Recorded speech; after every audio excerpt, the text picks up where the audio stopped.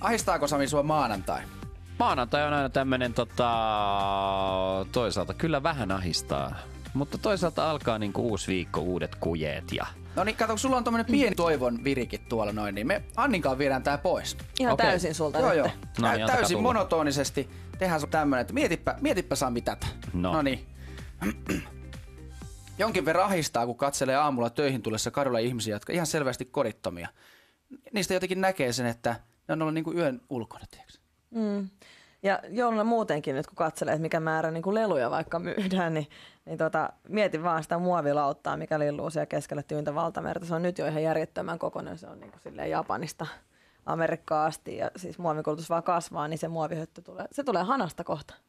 Mua ehdottaa joka kerta, kun juo hanavettä, että mikä määrä siinä on Fukushimaa, mikä määrä siinä on Tsernobylia ja sitten e-pillerijätettä, mikä tekee miehistä naisia. Se hirvittää ihan järkyttävän kovaa. Että onko se vesi nyt niin puhdasta kuin väitetään sitä loppujen lopuksi kuitenkaan? Mua ahdistaa aika paljon tämä puhtausintoilu, että ihan kohta siis kaikki kuolee johonkin allergiaan, kun ei ole mitään vastustuskykyä missään. Että tämä on ehkä siis ainut asia, mikä Afrikassa on paremmin.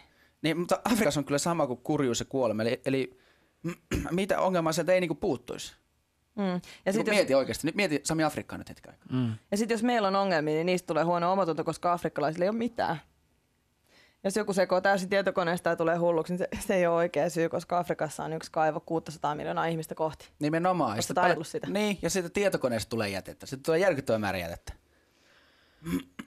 Se on oma teollisuuden alansa, että kerätä käytöstä poistettuja tietokoneita ja purkaa niitä.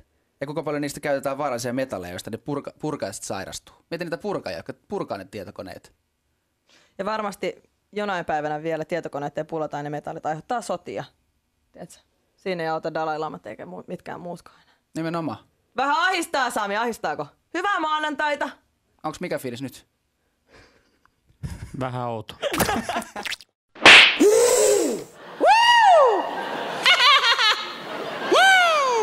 Tosi kiva päästä taas lentämään.